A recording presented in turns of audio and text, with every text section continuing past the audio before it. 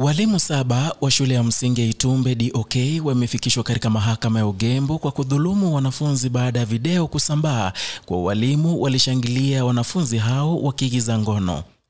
Drusilla Mora mwenye miaka 48, Angelica Masia mwenye miaka 33, Catherine Mokeira mwenye miaka 38, William Isoka miaka 46, Gladys Kwamboka miaka 50, Evelyn Mora mwenye miaka 47 pamoja na Obadia Nyaribu mwenye miaka 33 walifikishwa mbele ya hakimu mkuu mwandamizi Paul Biwott leo mchana. 7 hao walikamatwa jana na maafisa wa polisi kutoka kituo cha polisi cha Nyamache na kufungiwa katika kituo cha polisi cha Nyangusu. Mwendesha mashtaka wa mahakama Ian Mukusi aliomba kuwazuilia washukiwa hao katika kituo cha polisi cha Nyangusu kwa siku 14 zaidi ili kuwezesha maafisa wa uchunguzi kukamilisha uchunguzi.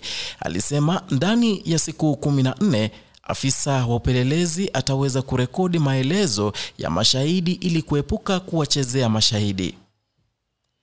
Edward Begi akiwakilisha washukiwa alipinga maombi hayo na kusema kuwa yametokana na uongo na mahakama haikuambiwa wateja wake walifanya makosa gani. Alisema shule hiyo ina walimu 8 na 7 kati yao walikuwa tayari mahakamani na jambo hilo limedumaza usomaji shuleni hapo na mahakama ifikirie kuachilia huru. Zaidi ya hayo, Begi katika hoja yake aliambia mahakama kuwa kesi hiyo yenye maslahi kwa umma ni taarifa ya habari na mahakama hii haipaswi kuizingatia. B, to free and compulsory basic education. Was denied them that basic right to education. The respondents have not done that. In fact, they are offering that basic education to these children. To basic nutrition. So it is not the teachers who have refused to give them nutrition, it is the parents of the children. So how are they responsible for that?